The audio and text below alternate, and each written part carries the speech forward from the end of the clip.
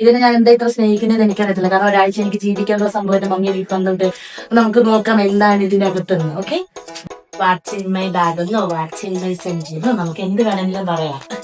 First തന്നെ ആൾക്കാർക്ക് മറ്റേ ഗോൾഡൻ ഡയമണ്ട് ഒക്കെ ഇരിക്കുന്നു.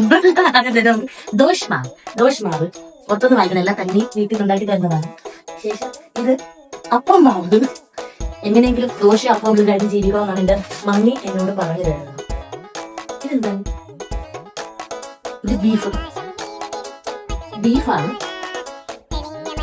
അടുത്തത് കേര അച്ചാറ്. പഴയ സിനിമയിലൊക്കെ കാണുന്ന പോലത്തെ ചൂറ്റുപാത്രമാണ്. ഇതിനകത്ത് എല്ലാം ഇരുന്നുള്ളൂ. ഇതൊക്കെ കൊണ്ട് ട്രെയിൻ വരുന്നത് കുറച്ച് ബുദ്ധിമുട്ടാണ്. ആദ്യം തന്നെ നമുക്കൊരു കാലിപാത്രമാണ്. ഇതിനകത്തൊന്നുമില്ല. പിന്നെ നെക്സ്റ്റില് ചെമ്മീനൊക്കെ വേവിച്ച് തന്നിട്ട്, കാരണം ഞാൻ ഗ്യാസിന്റെ അകത്ത് ഓൺ ചെയ്യാനുള്ള പോലും സമയം കാണണ്ട, വേവിച്ച് വരുന്നുണ്ട് വിട്ടേക്കുവാ. നെക്സ്റ്റ് പയറു തോരൻ. കാണുന്നുണ്ടോ? പയറു തോരൻ എല്ലാം തന്നുവിടും. ഇതൊക്കെയാണ് എനിക്ക് ഇഷ്ടം, അതുകൊണ്ടാണ് എനിക്ക് ഇതൊക്കെ തന്നുവിടും. പിന്നെ എനിക്ക് കേരക്കറി. ഇതാണ് ഇപ്പൊ ഇത്ര സാധനങ്ങളാണ് ഈ തട്ടുപാത്രത്തിലുള്ളത്. നമുക്ക് തിരിച്ചതുപോലെ എടുത്ത് വെക്കും. തേങ്ങയൊക്കെ പൊതിച്ച് തന്നുവിട്ടിട്ട് പിന്നെ ഇതിനകത്ത് കുറച്ച് പച്ചക്കറികളാണ്.